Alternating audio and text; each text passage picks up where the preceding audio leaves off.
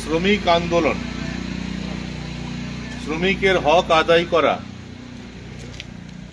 এবং যে যে অঞ্চলে কয়লা খনি হবে সে অঞ্চলে বিভিন্ন গ্রামবাসী যারা আছেন, বিভিন্ন এলাকায় বসবাসকারী যারা আছেন, তাদেরকে কিভাবে পুনর্বাসন দেওয়ানো, এই পথ সারা বাংলায় যদি কেউ দেখিয়েছিলেন তিনি অন্য কেউ না, আমাদের সবার শ্রদ্ধেয় চন্দ্রশেখর ব্যানার্জি।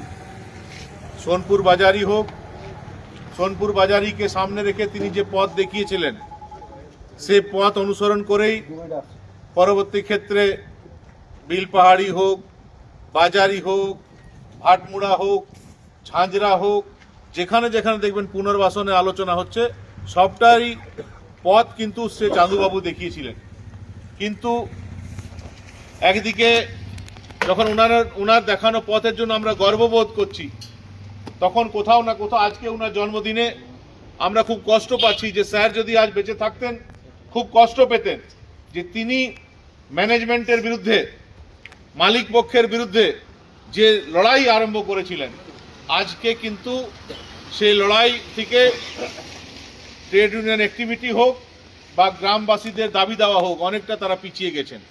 আজ বিভিন্ন অঞ্চলের ইসিএল ম্যানেজমেন্ট কিছু অসাধু নেতাদেরকে সঙ্গে নিয়ে জমিদারদের মতন ব্যবহার করছে। যে জমির ইচ্ছা সে জমি দখল করে নিচ্ছে। সে জমি দাম দেখ না দেখ, চাকরি দেখ না দেখ, আগে কাজ করে নাও পরে আলোচনা হবে। চাঁদুবাবু তা করতেন না, আগে আলোচনা, আগে ক্ষতিপূরণ, তারপর কাজ। এখন সবটাই উল্টে গেছে। আমরা আজকে দিনে ওনাকে, ওনার জন্মদিনে আসুন আমরা সবাই মিলে শপথ নিই যে পথ উনি দেখিয়েছিলেন ইসিএল ম্যানেজমেন্টের বিরুদ্ধে এবং তাদের এই যে শোষণের নীতি তার বিরুদ্ধে যে পথ উনি দেখিয়েছিলেন, সে পথ অবলম্বন করে আগামী দিনে পাণ্ডবেশ্বরের মাটিতে একজন ব্যক্তিও, একজন গ্রামবাসীও যাতে বঞ্চিত না হয়। উনি পথ দেখিয়েছিলেন যে যেখানে যেখানে নতুন কলিয়ারি, নতুন প্যাচ হবে তার 4 কিলোমিটার, 5 কিলোমিটার, 6 কিলোমিটারের মধ্যে বিভিন্ন পরিষেবা, পানীয় জল হোক, আলো হোক, স্বাস্থ্য পরিষেবা হোক, সবটাই ইসিএলকে দিতে হবে।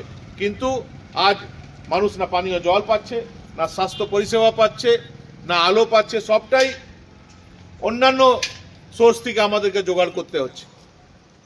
এটা কেন হবে?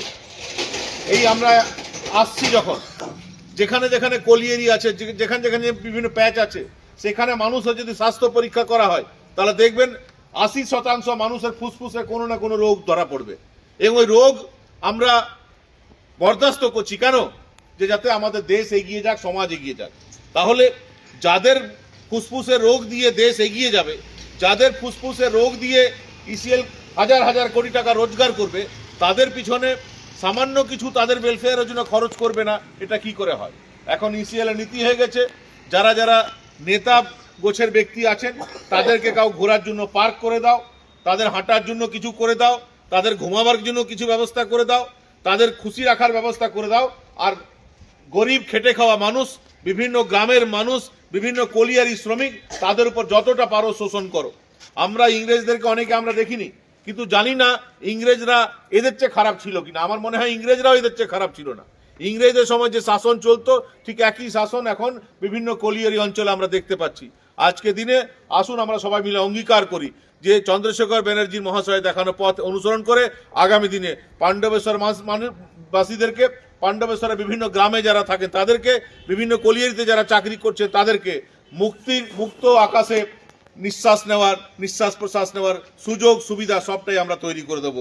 চন্দ্রশেখর ব্যানার্জি অমর রহে, চাঁদুবাবু অমর রহে। চাঁদুবাবু আমরা আপনায় ভুলিনি, ভুলবো না, আমরা আপনায় ভুলিনি, ভুলবো না, আমরা আপনায় ভুলিনি, ভুলবো না। নমস্কার। আরো যারা যারা আছেন মাল্যদান করবেন, একে একে সবাই মাল্যদান, পুষ্পদান করবেন। আমরা করে দেবো, এটা আমরা করে দেবো 2026-এর পর আমরা বিধায়ক অফিস থেকে আমরা আমাদের দল করে দেবো। আরো যারা যারা মাল্যদান করবেন, পুষ্পদান